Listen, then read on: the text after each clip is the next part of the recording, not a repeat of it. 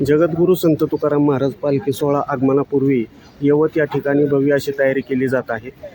यवत तालुका दौंड जिल्हा पुणे या ठिकाणी जगद्गुरू संत तुकाराम महाराज पालखी सोहळा 12 तारखेला मुक्कामी येणार आहे। आज यवत या ठिकाणी सर्व प्रशासन पालखी स्थळ पाहण्यासाठी आलेले आहेत। जगद्गुरू संत तुकाराम महाराज पालखी सोहळ्याच्या आगमनापूर्वी पालखी मुक्कामी स्थळ पाहणी करण्यासाठी प्रशासन सज्ज झालेले आहे। जगद्गुरू संत तुकाराम महाराज पालखी सोहळ्याचे मुक्काम स्थळी प्रशासन या ठिकाणी भेट दिलेली आहे आणि आज समस्त ग्रामस्थ यांच्या संग चर्चा केली जात आहे। पालखी आगमनाच्या पूर्वीची तयारी यवत या ठिकाणी केली जात आहे।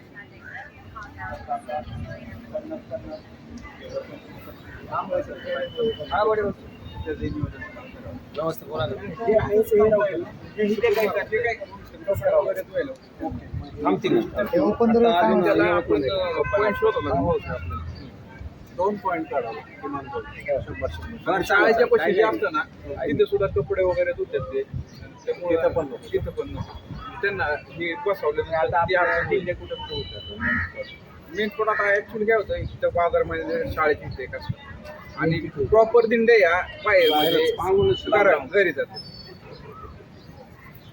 सगळ्या दिंडे एकाच ठिकाणी असं काही नसतं।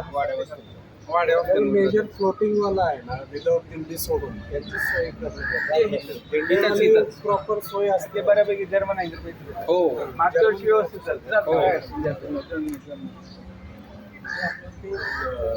स्नानगृहाचे जर्मन येण्याच्या आजूबाजूलाच कुठेतरी करावं त्या साईडनी करू पलीकडे जादा राहतील का आता इथं एक असतो जर्मन तो वाढवा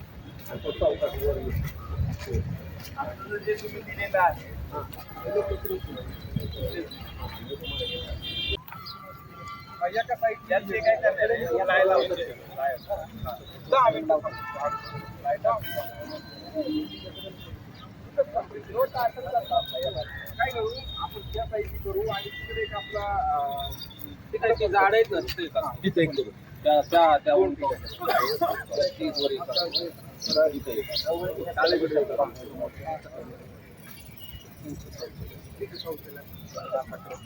जगद्गुरू संत तुकाराम महाराज पालखी सोहळ्याच्या आगमनापूर्वी या ठिकाणी स्थळ पाहणी केली जात आहे आणि स्थळ पाहणी करत असताना समस्त वारकरी समाज बांधवांना सुव्यवस्था निर्माण व्हावी यासाठी प्रशासन सज्ज झालेलं आहे।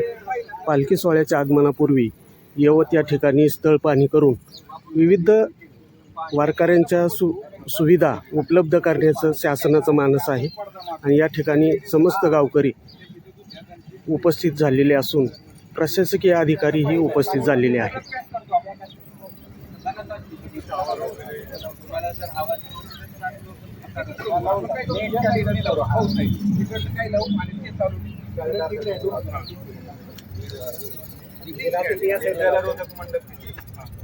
ते आता काय केले 30,000 दिले त्याचे टोटल मध्ये 15,000 एक टाकाला 15,000 स्क्वेअर नाही जर्मन हँगर वेगळे त्याचं जे दाखवलं ना तर ते काय झालं पांडगावला एक दाखवलं त्यांनी आणि डायरेक्ट पाठवतो दाखवलं ते कुठे माहिती आहे ऍक्च्युली ते कसं 20व्याच्या ठिकाणी आपण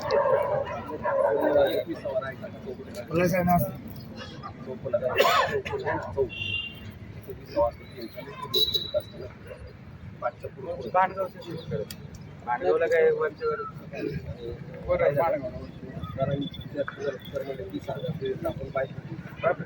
विचारून घेतो ठेकेदारा चालतं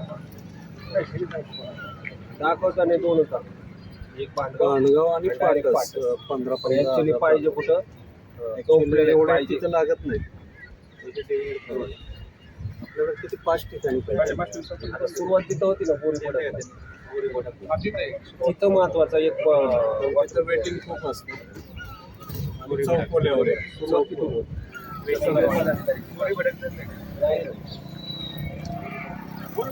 दौंड तालुक्यातील मौजी यवत या ठिकाणी 12 जुलै रोजी जगद्गुरू संत तुकाराम महाराज पालखी सोहळा येणार आहे आणि पालखी सोहळा आगमनापूर्वी ची तयारी या ठिकाणी केली जात आहे।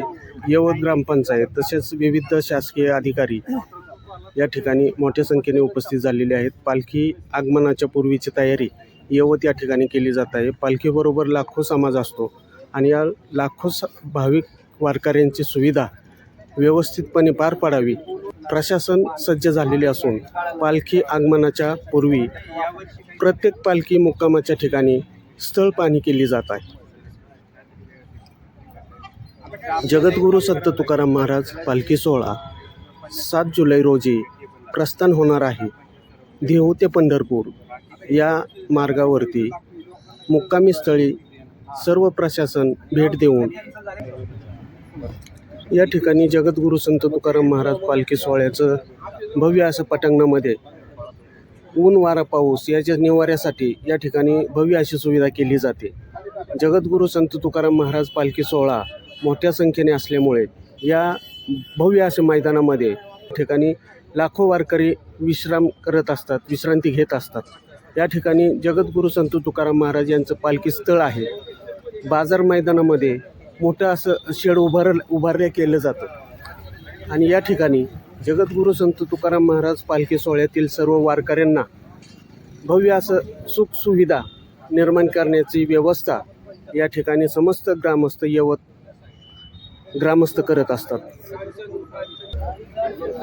7 जुलै 2026 जगद्गुरू संत तुकाराम महाराज पालखी सोहळा देहू ते पंढरपूर पालखीचा प्रस्थान होणार आहे आणि 12 जुलै 2026 रोजी यवत या ठिकाणी जगद्गुरू संत तुकाराम महाराज पालखी सोहळा येणार आहे.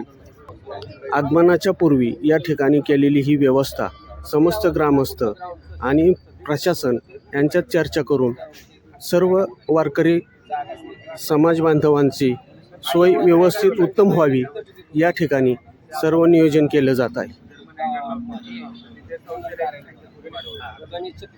तुम्ही म्हणते मागच्या वर्षी माहिती नव्हतं आणि यावर्षी आता माहिती झालं. 350 असतात का फुल 300च थोडं जर लोक वाढणार असतील तर ते जरा वाढवावे लागतील. त्याचं 300 भरपूर जास्त पर्याय व्यवस्था काय असते माहिती का? इथं 500 फुटावर 300 फुटावर गेली पण वर्किंग घेत ना. हो वर्किंग जेवढे ढाके ते सगळे आपण झेंडे लावतो ना आपण पांढरे सगळे आपण देतात वर्कआउट केलंय का? हो हो हो झालं वर्कआउट झाले. झेंडे लावायचे ते पण स्विच केलं पालखीचा काय उपयोग तिथं बी लोक राहतात. फक्त पालखी थांबत नाही इकडे नाही ना. इथं सगळी लोक असतात ना खोल असते ते निवारा मंदिर आहे. बाकी काही कमानीचा आम्ही कमानी आलता कोणतरी कमानी दिले आम्ही म्हटलं तर कमानी दिले 2 कमानी मोजून दिले तुम्हीच त्यांनी ते असं त्यांनी ना काय केलं मुक्काम आहे ना मुक्कामाच्या ठिकाणी मोठी दिली आणि बाकीच्यांना त्यांनी ते आम्हाला बोलले होते की जर्मन हँगरला सुद्धा टाकू आम्ही जर्मन हँगरला त्यांनी एक जर्मन हँगरला सांगितली आणि आपल्या जर्मन हँगरलाच लावलं. गावाच्या प्रवेशद्वाराला आपली गावात त्याच्यापेक्षा त्यांना दुसरी जागा मग ते प्रवेश करताना तिथं क्रॉस करताना आपण सर्व्हिस रोडला लागतो. सर्व्हिस रोडला लागतो चांगला आहे स्पेस नाही एंट्रीला तो आपण हवेली आलं ना थोडा सर्व्हिस रोडला आणि कोणावर दिसतं पण आम्ही एक अजून म्हणलो तालुक्याचं जे प्रवेशद्वार आहे ना तिथे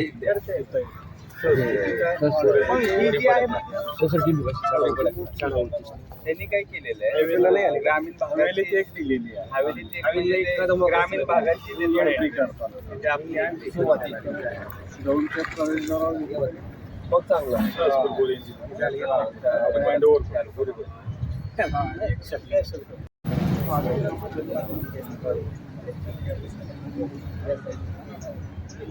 व्यवस्था केली का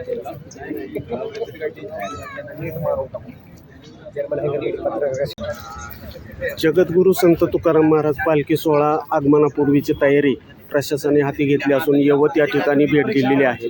यवत या ठिकाणी समस्त ग्रामस्थ, ग्रामपंचायत, प्रशासन यांच्या वतीने स्थळ पाहणी करण्यात आलेली आहे.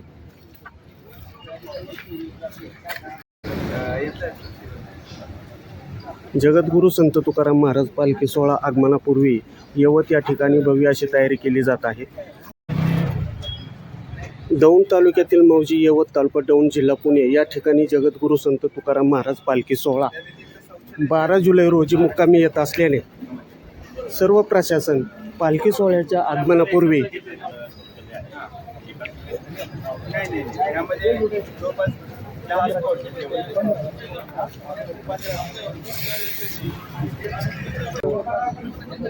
बंदोबस्त लोकांनाही सोपं होतं आणि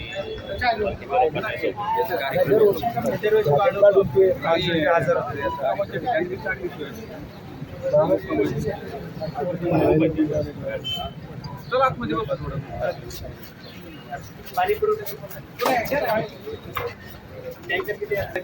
यवत या ठिकाणचे असं भव्य असं श्री काळभैरवनाथाच्या मंदिरामध्ये जगद्गुरू संत तुकाराम महाराज पालखी यांची मुक्कामी असते आणि या ठिकाणी प्रशासनाच्या वतीने, ग्रामपंचायतीच्या वतीने मोठं असं नियोजन केलं जातं.